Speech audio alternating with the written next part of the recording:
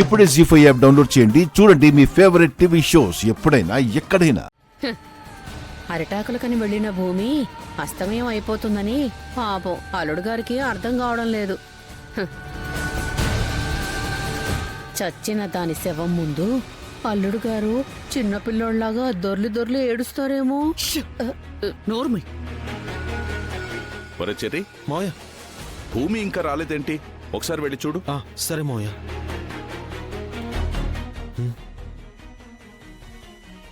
అదిగో మావయ్య, భూమి వచ్చేస్తుంది.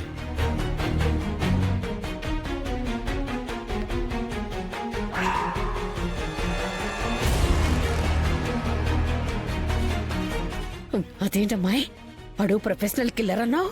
ఇదేంటి, ఇది ఎలా వచ్చేస్తుంది? డాన్స్ తో పాటు ఫైట్ కూడా ఏమైనా నేర్చుకుందా ఏంటి? లేదా దీని డాన్స్ చూసి వాడు గుండాకి చచ్చుంటాడంటావా?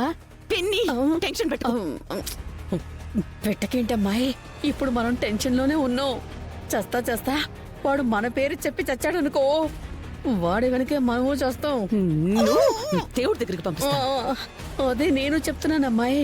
ఇది అల్లుడు గారికి తెలిసిపోయిందనుకో, మనం డైరెక్ట్ గా దేవుడి దగ్గరికే వెళ్ళిపోతాం. భూమి ఇంత లేట్ అయిందేంటమ్మా? అంటే అంకుల్, నన్నెవరో రౌడీలు కిడ్నాప్ చేయడానికి ట్రై చేశారు.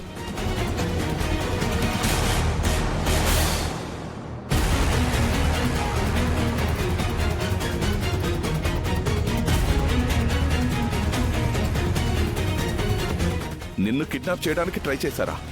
ఎవరు వాళ్ళు? ఏమో తెలీదు అంకుల్. సరిగ్గా ఆ టైంలో గగన్ గారు వచ్చి నన్ను సేవ్ చేయకపోయుంటే ఈ పాటికి నేను కిడ్నాప్ అయిపోయేదాన్ని.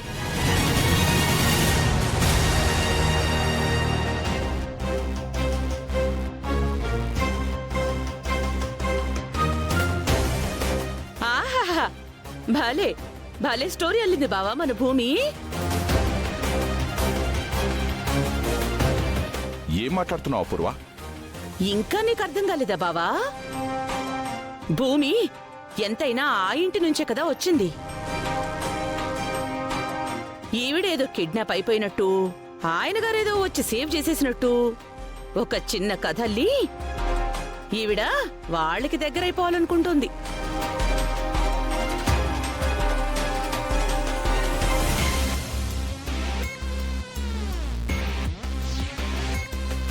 ఆ ఇంటికి వెళ్తానంటే అప్పుడు నువ్వు కూడా కాదనవు కదా? లేదా వాళ్ళనే మనకి దగ్గర చేర్చాలి అనుకుంటోందేమో.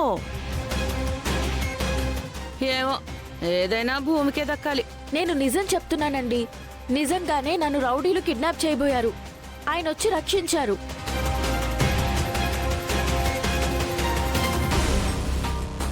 మీరు చెప్పండి అంకుల్, నేనింత చీప్ స్టోరీస్ అల్లే అమ్మాయిలా కనిపిస్తున్నానా? నో, నువ్వు అలా అబద్ధాలు చెప్పు.